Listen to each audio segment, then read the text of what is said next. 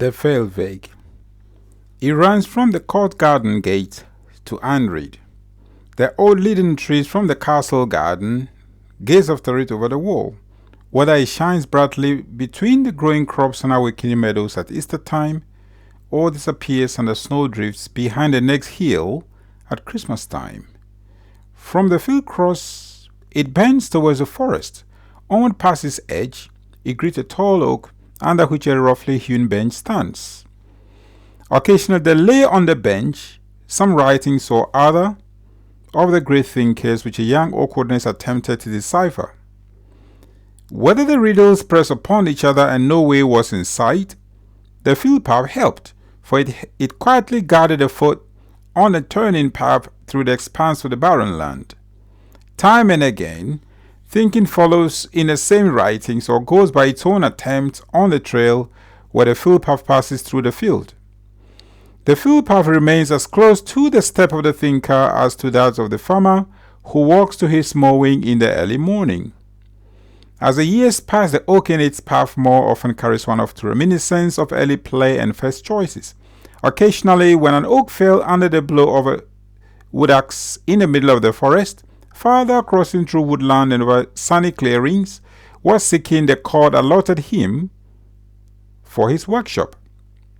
Here he spent the time, thoughtfully during pauses in his service at the tower clock and the bell, which keep their own relationship to time and temporality.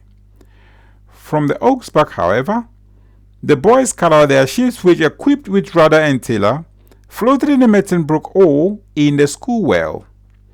The worldwide voyages still reached their goal easily and returned to shore again. The Riviera in such voyages remained concealed in an erstwhile yet hardly visible splendor, which lay over all things. Mother's eye and hand surrounded the empire. It was as if her unspoken care watched over all beings. These journeys of play did not yet know of wanderings in which all shores remained behind. Meanwhile, the hardness and scent of the oak wood began to speak more distinctly of the slowness and steadiness with which the tree grows. The oak itself said that in such growth alone is grounded that which lasts and fructifies.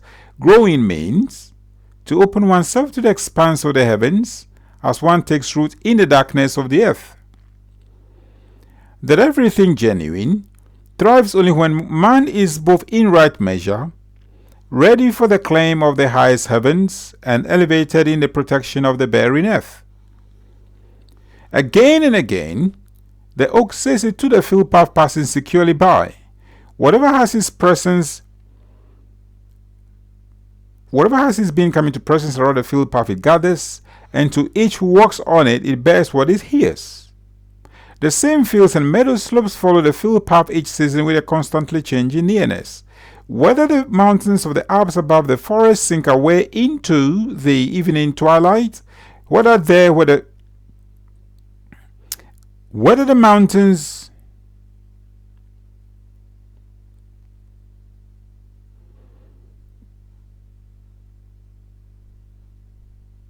where the field path swings itself over a hilly ridge, a lark ascends in the summer morning, whether the wind from the east roars across from the region where mother's native village lies, whether a woodcutter lacks his faggot to the hearth at nightfall, whether a harvesting wagon plods homeward in the furrows of the field path, whether children pluck the first cowslips on the edge of the meadow, whether day after day the mist casts its gloom and burden over the fields, always and from everywhere there is around the field path the message of the same.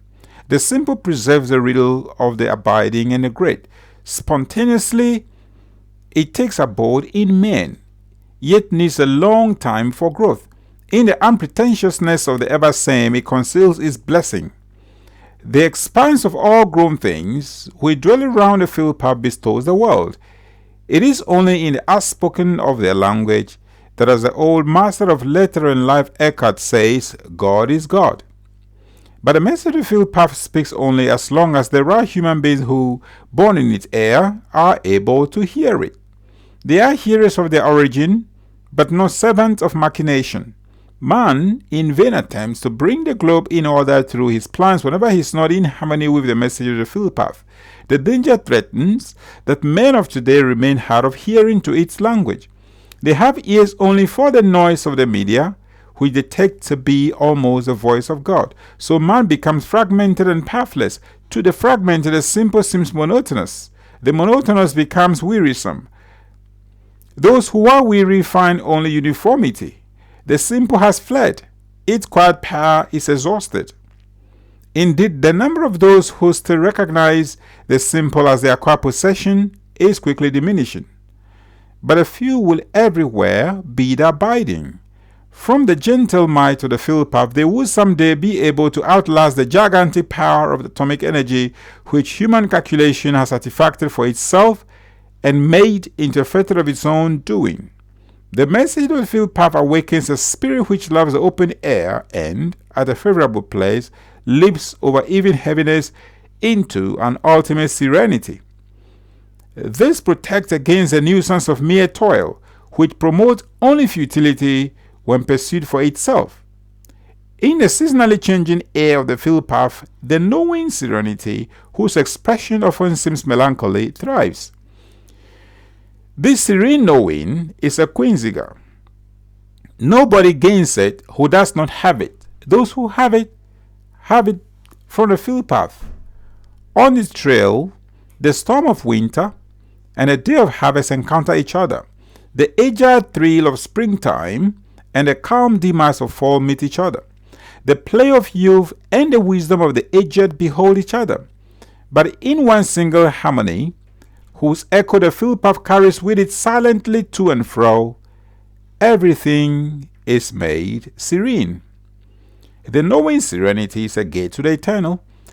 Its doors swing on hinges which were once forged from the riddles of existence by a skillful smith. From Ayn Rand, the way turns back to the court garden gate. After passing over the last hill, its narrow ribbon leads through an even slope till it reaches the town wall. Dimly it shines in the starlight. Behind the castle soars the tower of St. Martin's Church. Slowly, almost hesitantly, 11 strokes of the hour fade away in the night. The old bell, on whose ropes boys' hands often were rubbed hot, trembles under the striking of the hour hammer, whose dark droll face no one forgets. The silence becomes, with the last stroke, more silent. It reaches those who were sacrificed before time through to what was. The simple has become yet simpler. The ever same appears strange and releases. The message of the field path is now quite clear. Is the soul speaking? Is the world speaking? Is God speaking? Everything speaks the renunciation unto the same. The renunciation does not take. The renunciation gives. It gives the inexhaustible power of the simple. The message makes us feel at home in a long origin. Sagte Martin Heidegger, der Feldweg.